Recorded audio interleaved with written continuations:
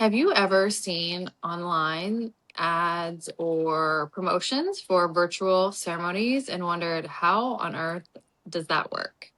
Especially when working with beloved compounds like we do here at the Sacred Synthesis that are classified as psychedelic. Well, today's conversation here at the Ceremony Conclave is all about in-person ceremonies versus virtual. And my co-executive director, Benjamin Moore, and I will be discussing the benefits and the downsides of both and why you might want to consider each one depending upon where you're at in your specific journey. Each week, we here at the Sacred Synthesis produce a conclave. These are educational subjects that we dive into that are meant to inform you, the viewer, and the member of the Sacred Synthesis, if you're tuning into our free Skool community, on how to work safely, effectively with our beloved compounds, Psilomethoxin and low 5-MeO DMT. If you're catching this video on YouTube, I invite you to see the link below where you can check out our free Skool community and not only gain educational resources like this one, but access to our microdosing guides, our most transformative program, which is the 30-day protocol, communicate with other members of the community, and lastly, tune into our monthly virtual ceremonies and be alerted of any in-person ceremonies that we have upcoming. So without further ado, hello, Benjamin Moore. How you doing? Hello, Cynthia. I'm doing fantastic. And yeah, I guess you're finishing up that last statement of in-person and virtual leads us into our topic today, right? Is just discussing some of the nuanced differences between in-person and virtual ceremonies and, sort of how things can function and what would be an ideal experience, and also sort of how in-person ceremonies have informed our creation of what we're offering virtually and beyond, of course, with our future incoming in-person ceremonies as well. So Right. And everything for back, yeah, everything informs the other. And for context, again, if you're tuning in via YouTube, Ben and I lead our virtual ceremonies. We also have extended experience in private and group ceremonies, as well as practitioners and participants. So this is a great subject for us to create some dialogue around. So I would like to first dive into what you find. First, describing like what is a ceremony, I think is a great question to answer for those who aren't really familiar, and then we'll go on from there. Yeah, what is a ceremony? A ceremony is a rite of passage, a celebration, say like an important, distinctual event that is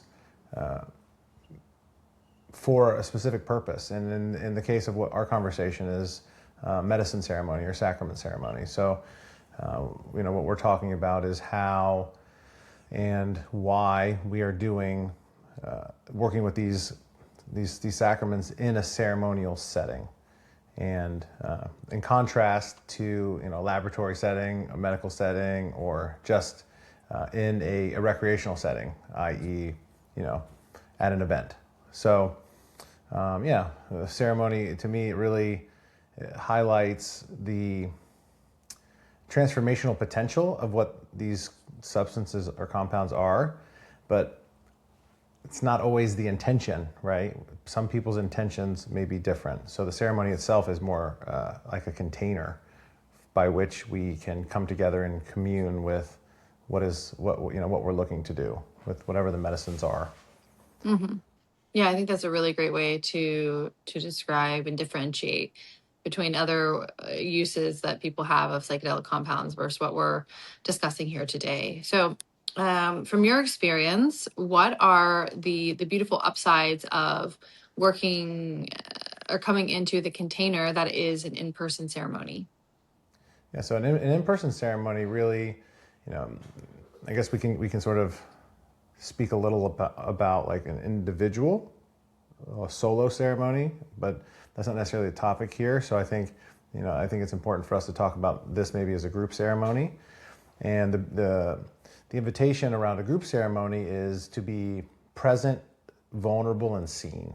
And that enables someone who may have some resistance around that to begin to venture into an experience, if they've never been, that is a little unfamiliar, and allows them to, in some ways, go to an experience to learn, not just to express or to move energy or to overcome trauma, but to learn from the leader or the shaman or the healer, however you want to conceptualize who's in charge, and from each other. And that's one of the greatest benefits that I learned in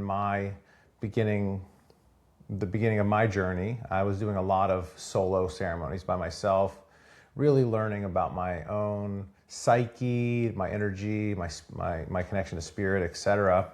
And then when I went to my first ceremony, I got to witness so many different variations of humanity, and the beauty that was all of that, what people brought with them.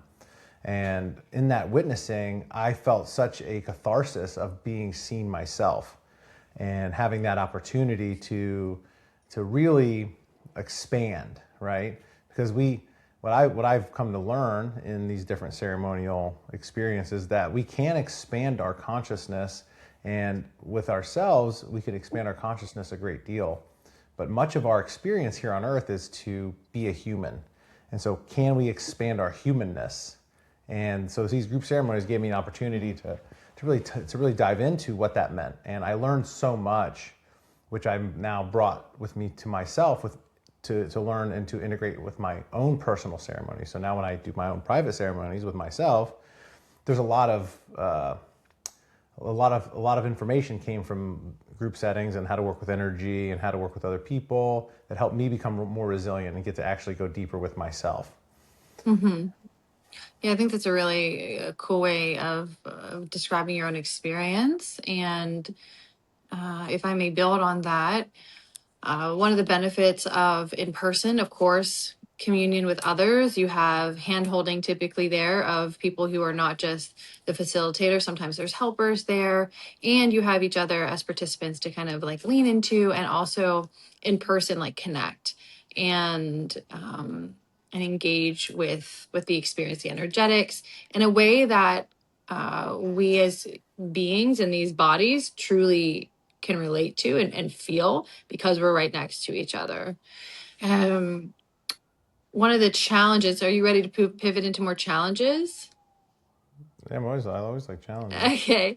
I think and I have plenty of thoughts that kind of echo yours in regards to the beauty of being in group settings. Sure. One point. If you're curious, my friends, there's another video that we did, or series, a few months ago in the Ceremony Conclave, that's about whether a person should lean into or consider a group ceremony or a private ceremony with a practitioner. Those are really great conversations to help you understand where you might be within your own energetics and what you might be most comfortable with. Because some people are just a little bit more shy and not wanting to be in that group setting just yet. So tune into that video. It's housed on our free Skool community, which you can find if you're not in Skool already, just go to skool.com/the sacred synthesis/about, and you can join our free membership. But some of the challenges that can come up within group ceremony, I think first and foremost is there's limited availability, right? There are certain dates that are available typically. You may not have access or know which community to join. You might have a little bit of apprehension if you don't have a recommendation from a specific circle and practitioner. Beyond that, you kind of alluded to this, is there's various types of expression, and many times in group spaces, we have certain agreements that we all as, conscious adults can make when we come together. But then when you go into these altered states, there's certain expressions that, it's my belief, need to be unbridled. They need to be wildly expressed. And there's ways, of course, for them to be done in a way that it may be less triggering to others. And that conversation's not really for today. You can tune into those previous conclaves that I mentioned. But something as simple as like singing a song, right? You might feel as though you can't fully let your expression out. So, access, availability, expression, and then cost. They could be kind of cost prohibitive depending upon your budget. So those are kind of the challenges I see with in-person ceremony. Do you have anything to add to that, Ben? Yeah, definitely. What you're sharing around like some of the barriers to entry is important to note, and then with with the expressive needs, these medicines that these specific psychedelic compounds can really bring forward a lot of things that are buried and want to come out, and a lot of this is expression. And so there are very few places or spaces where that type of expression within these types of ceremonial settings are permitted. Much of them are created as a container designed to, just like school. And what I'm starting to learn as I've gone through many of these different initiations and been into different ceremonies is, people are, I wouldn't say it's necessarily a dogma, but it is a form of dogma where it is, the medicine comes from a lineage, and they want you to learn the lineage, and they want you to be present for that. So they're like, okay, well, whatever's coming through, you need to hold on to it because we are trying to teach you something. And whether that's right or wrong, it is just the nature of some of these different plant medicines that we worked with that have a historical connotation attached to them. And so, this is part of the invitation of, well, if you can be in that same ceremonial setting or ceremonial energetic, but then also have the facilities to express and let the energy move, right? Because I truly believe in a lot of ways, part of the purpose of these plant medicines or animal medicines is to free the energy that's trapped within our bodies. And just allowing it to flow, I don't know that that's a thing, right? Because it's stored in the body, and the body needs to create some form of movement and vibration oftentimes to actually express the energy to get it moving. And so, yeah. Yeah, so I think I'm understanding and leaning into what you're sharing. And again, my loves, there's so many different types of containers. So if I can leave you with some recommendations surrounding in person, is to really vet the group that you're going to be with, see kind of how they host their ceremonies, what's the energetics, what are the kind of the rules of engagement, so to speak, so that you can further vet, is this where I want to place my physical being and my investment of the time to travel there, as well as the investment of the donation price or cost of participation.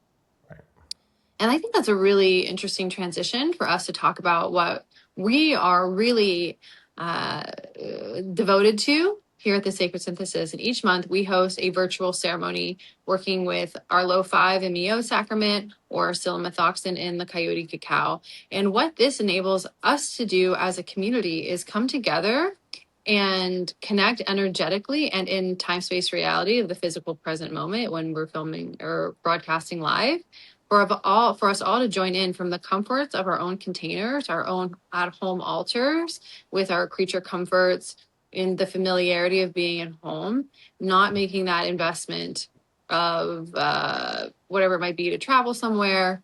And our ceremonies are once a month and a couple hours long, and which can create a great amount of expansion without so much concern in regards to some of the challenges that you experience when exploring an in-person ceremony. So with that, I would love to kind of volley back over to you, Ben, and hear what you value and see as far as virtual ceremonies and what they can they can offer to people. Yeah, sure. So, as being on the production side or on the side of the facilitator, the way I'm seeing what's happening is, we typically have the participants, we're sharing information so we can kind of get some feedback. And it feels very open. And when we're recording, sometimes when we're going into the medicine part of the journey and we go off camera and we go into the honestly like expanded state or go more within, we're able to really kind of go deep. And I know, personally, being in other like in-person ceremonies, there's times where people are really going deep and feeling themselves and like starting to kind of get wormy and movie. And I've seen as a facilitator and witnessed people, and they've communicated with me, like sometimes they'll like pop out of their mask and look around and like they're really checking if they're okay, if they're bothering anyone. And sometimes people will say like, they'll come up like, I'm so sorry, I didn't mean to like mess anything up for anyone. And so in this type of setting, when we are virtual, people are able to really go deep, and there's no thought of anyone else. And I think there's some sort of entrainment within us that makes us feel some sort of way about affecting other people's experiences, which is a form of empathy, which is wonderful. However, the invitation here is, what if we could go into an experience like as a child, and not that we're not caring about other people, but they're just not affecting our experience. We're able to go so deep. We're able to move and express and yell and laugh and cry and be everything we need to be without having to stop every once in a while and check if we're harming someone else's experience. Mm-hmm. And in doing that over time, that entrains a trust within the system. Mm-hmm. And so it feels really good when I get to witness people go through these experiences, and when I get to do it on my own as well, where I'm able to go into a space of just not stressing about it, not even thinking about it, just being in my own energy, playing with myself. And as simple as that seems, it is as interesting as simple as it may seem. I find, especially with clients or members of our church or people that I've facilitated, that seems to be the most difficult thing for people to do, is to play with themselves, to be just with themselves, to Yes, express with because themselves. typically we're trying to find our safety. We're outsourcing our safety. We're outsourcing our validation to life around us rather than the highest and most delicious nougaty part of us, which is internal. Right. And so as these virtual ceremonies have been, we've been sharing these for the last 9 months. It's been really telling on how people have been able to be transformed in their own experience, right? And so I've seen so much benefit from that approach. Not that it's right or wrong; it's just a different way. Right. And there is something to be said about having that self-centered focus. That's right. So many times we are very much attuning to others' needs just through our nervous systems alone. That's why we're seeing these like darkness retreats or floating tanks or other things that isolate us away from external sources so that we can really feel what's going on with ourselves. So I love that this is a part of what we do with our virtual ceremonies to allow for that. And of course, we don't say to people, do it at home alone. If you are alone, that's totally great. But also invite a friend to be with you. And Right. at least with a Yeah. friend or a loved one, there's a little bit more understanding of each other's patternings. And hopefully you can disconnect a little bit and still be there to support each Yeah. other. But number one, I think it's really significant that this allows for people to feel held and guided from home without having to travel. That's a really, really big one. Even though we love it, like we're planning to gear up and have a member-wide in-person retreat later this year. Yeah. Um, Yeah. yeah. Exactly. Mm-hmm, And mm-hmm. oftentimes we have, just to kind of before we move on to another focus, just sharing about the virtual people doing them at home, oftentimes we'll have some small groups of people who are really know each other, groups of friends or colleagues who do dream weaving together, or that have known each other for many years, and there's a lot of comfort there and a lot of vulnerability there. And so when they go into these virtual ceremonies with us in that setting, they're able to go even deeper. And Mm-hmm. as someone who has been in many different ceremonial settings in person, it's very rare that a friend or someone I'm close to has been at the same ceremony or has the Mm-hmm. ability to go to the same in-person ceremony. It's just Mm-hmm. to how it goes as far as planning goes. And many of these ceremonies in person are very small. So having the ability, if these people are people that you love or that you're close to and you want to be vulnerable with, these types of experiences have been very cathartic for people, and it can create a lot of vulnerability in the way of being able to share with your loved ones things that perhaps you're harboring or that are causing any resistance between one another. So it's a quite a beautiful experience in that way as well. So not just necessarily solo, but solo in your trust circle. Yeah. Yeah. Really great. Thanks for bringing that in. So maybe we should talk about some of the challenges that come up, or maybe the fears that might limit people from leaning into a virtual ceremony. Yeah, definitely. Would you like me to Yeah. start? Yeah. Yeah. Sure. So No with fly the plane. I'll just dive right in. So some of the things that I see being perpetuated all over are all these, like, I don't want to say they're necessarily apologists or like they're fear mongering, and perhaps they've had like a scary Maybe it's just experience conservative. themselves It's just a conservative approach. as For sure. facilitators. But they're often like creating a lot of fear around the God molecule, around 5-MeO DMT, and they're like, even the smallest amount can set you off completely, and creating these like narratives that you can completely lose consciousness, lose connection with everything with even the smallest amount. And I'm here to say, after working with these medicines for thousands of times, that that's not the case. And even yes, everything affects everything. Like a cup of coffee can give you a lot of energy. A small amount of 5-MeO DMT in a setting by yourself is very safe. It's very comforting, and it doesn't really, that I've ever experienced, never experienced someone completely losing their hold on reality with a microdose of these medicines. And so there's a lot of safety here. And the way we offer ceremony specifically is very curated. So it's one thing to be just willy-nilly grabbing your devices or applying the medicine and walking around your house and trying to like do normal stuff.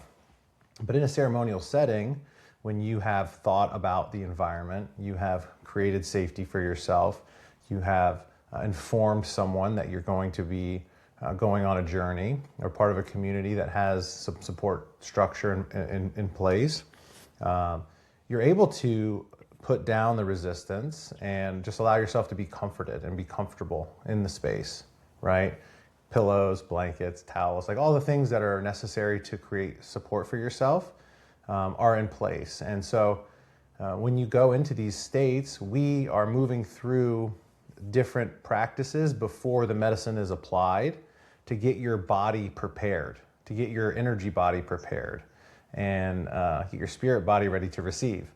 And so it's really important that we stack everything how we have through our exploration and experience, going first into some somatic practices, some kundalini, some movement, some breath, because all that stuff creates scaffolding for the experience. And then going into the medicine portion where all those different practices that have been executed create safety in the body. So then you can actually go into these expanded states and feel the feelings through the somatic release and the somatic tension unwinding, and still find safety there. And then, yeah, then land and have your wonderful celebration after. Mm-hmm. Yeah. So what I deduce from all of that is the main concern for people is that they are going to completely dissolve away from the conscious reality and go into a full reset, which is what 5-MeO DMT is known for, and not feel safe knowing what happened in that experience. And what you're saying is, with the way in which we recommend and have built our sacraments, they are low dose format so that Okay. people have less risk, if you want to call it a risk, Yeah. of that experience happening. And what we work with is the Jaguar Light Wand, which is a vaporization device. And Yes. then we have a nasal spray, which is known as our Unity Mist. And maybe you can speak on what they are, how they Yeah. kind of function, just in like a little highlight, because we have tons of educational information and guides on Yeah. this in our Skool community, but just a little tease. Yeah, so the nasal mist, the Unity mist, it's a excuse me, it's a nasal spray applied 5-MeO DMT, and you take it into your nasal cavity, not snorting it, just spraying the nasal spray in just like any other saline-based nasal spray, and it absorbs very slowly. So it's got about 5 to 10 minute onset and lasts up to an hour, and it's just a very gentle somatic experience. It is, I would say, pretty impossible to go to a full ego release in the route of administration that we're offering in that way, and just primarily because of how large molecules get absorbed through the nasal mucosa. So it's a very, very safe approach. So when working with friends or with self, that medicine can be applied and actually over the longer curve utilized. And we've had members work with it for 3 or 4 hours on end, just redosing it, just staying in that expanded state, especially in a microdose. So they can be in like a deeper, longer meditation, akin to a full 4 hour, 8 hour experience if they wish. But again, it's a lot of safety there because of the speed at which the medicine is absorbed through the nasal membrane. And then with the light wand, it is dosed in a way where you can titrate up. And so that's really the medicine where I think it's important for us to learn how to be the magician, how to be the alchemist of our own healing, which is really the basis for all this different content that we're creating. All the different content, the energy conclaves, the ceremony conclaves, everything that we're creating is really to support one's process in being in an expanded state of consciousness. And that's not just under medicine, but when in the medicine, when in the 5-MeO space, having all of those knowings and skills that have been practiced create the ability to really navigate that. And so with the light wand, the invitation is through our ceremonies is to get up to about a 7 milligram dose, 7.5 milligram dose, and sort of stay in that expanded state. So our consciousness is expanded, but we're still embodied in the somatic presence. So actually, the somatic processing is happening, and we're actually able to witness it, but also witness the expanded view of reality. Mm-hmm. And with the trainings that we've offered, and giving someone the actual tool themselves, it actually can empower you to be that person, to be the one, not have to go and outsource this to someone else. And through working with that's why we have the 30-day protocol right now, we're really trying to teach people to, hey, it's a Sunday, next Sunday I have nothing going on, I can run my own ceremony with myself. I got playlists, I got all these things. So they don't necessarily always have to come. Recordings, you're right. Yeah, they don't necessarily always have to come through us, but learning through the education that we provide, just like I've learned how to build all of this through the education that I've gained, and you've learned how to build all the things you're building through all the educational content and courses you've taken.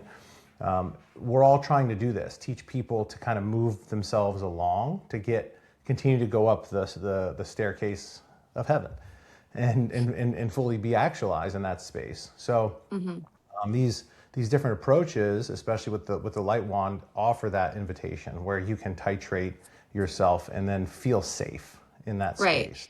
Right. And our recommendation is always very low, just a little bit. Feel into your nervous system, feel into the stickiness and the resistance. And of course, in our virtual ceremonies, and in person, if you come to do an in-person with Ben and I in the Sacred Synthesis, it's kind of the same thing. Building out awareness and safety in our edges before we even ingest any of our sacraments, which Exactly. allows us to trust the experience and lean into it even more. And I can tell you what, my friends, I am someone who is very deliberate with who and what I give access to and what I surrender into. And these practices are things that deeply have helped me in my life and in sacrament work. And that's why, and I know speaking for Ben and his work too, like this is why we build these together. And you brought up a really good point around teaching people to be their own alchemists, to trust themselves, right? We are really, I think, adamant between the two of us, and our ethos of sorts is like to help people build trust in self Yeah. over anything else, their connection, their true self, not the ego self, right?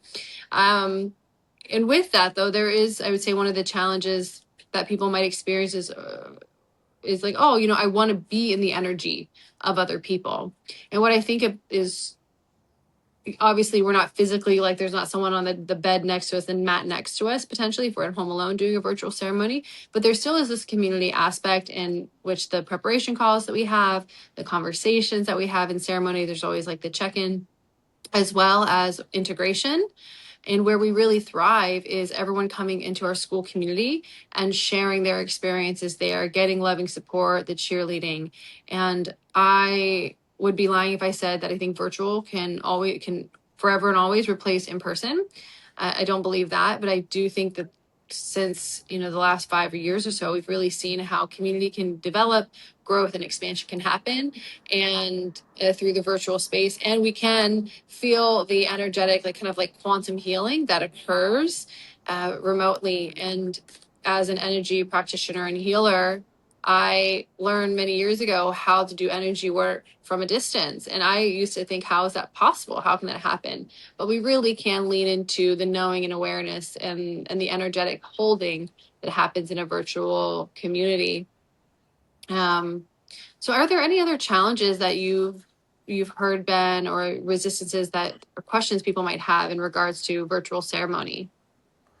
No, I think just that, and what if you go far, like Mm, support, mm-hmm. and so I think the key here is if you go through the preparation stuff, it's informing someone that you're going to be working with medicines, but also ultimately, like you drive a car, you have access to guns, there's alcohol, so the key is being informed and trained, and training is through experience, and so if you are an adult person of integrity, or someone that is keeping yourself alive, you have a good idea of how to take care of yourself and how to keep yourself safe.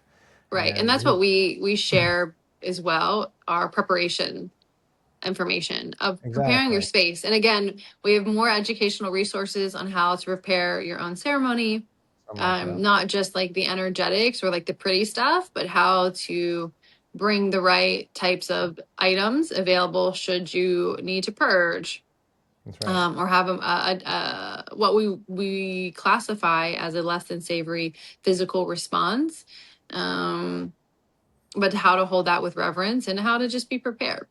Right, exactly. And yeah, and you can be trusted. You can trust Mm-hmm. yourself. Mm-hmm. Beautiful. Um, there was another thing I wanted to bring forward, but it's kind of escaped me. Um, Is there anything else you'd like to add?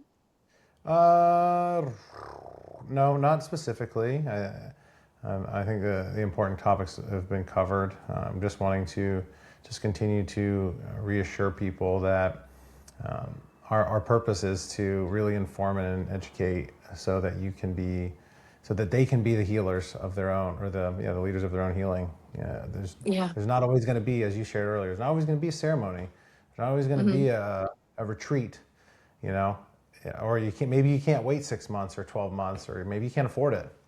So Right. having this ability to go into this state, to be in a state of flow, right? Because in a virtual ceremony, I mean, your own ceremony, there is some there is some flow, but ultimately you're in control of a lot of the aspects, right? And you and I, Cynthia, have this conversation often. It's like sometimes you just want to let go and let someone else make the decisions. And so being in a ceremony like what we're offering is like just follow the flow. Mm-hmm.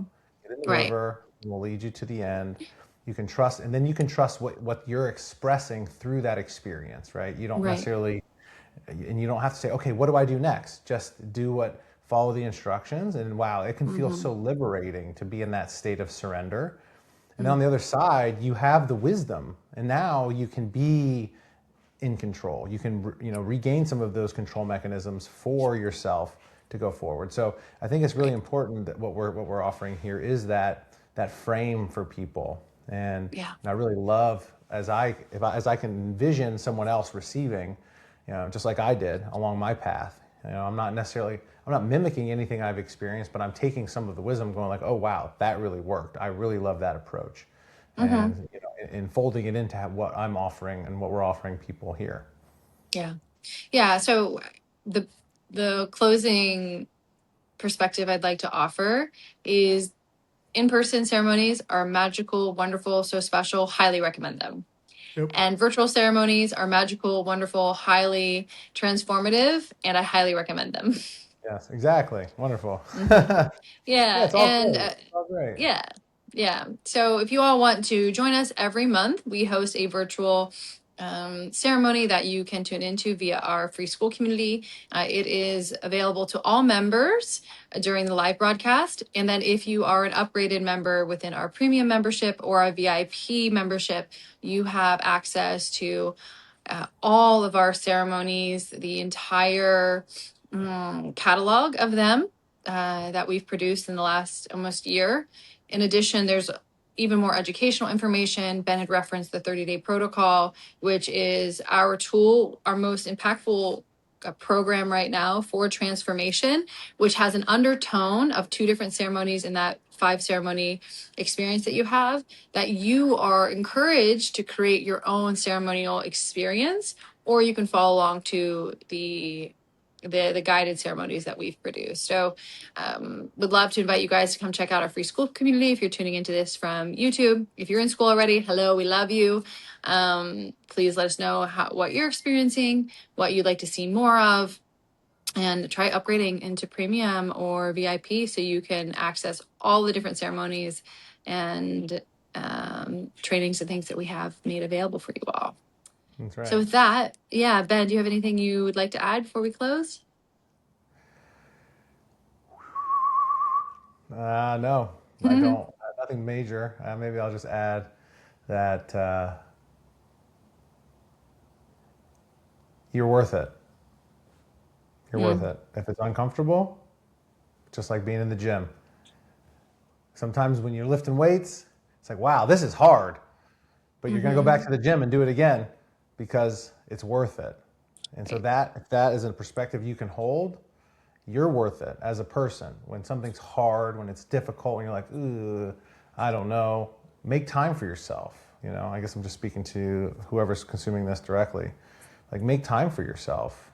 If you don't make time for yourself, the world will take it from you. Yeah. Great. Love it so much. See you all next time. And if you're interested in more about the sacred synthesis, our sacraments, our Skool Community, just see the links below. And see you all next time. Love you. Thanks, Ben. Thank you.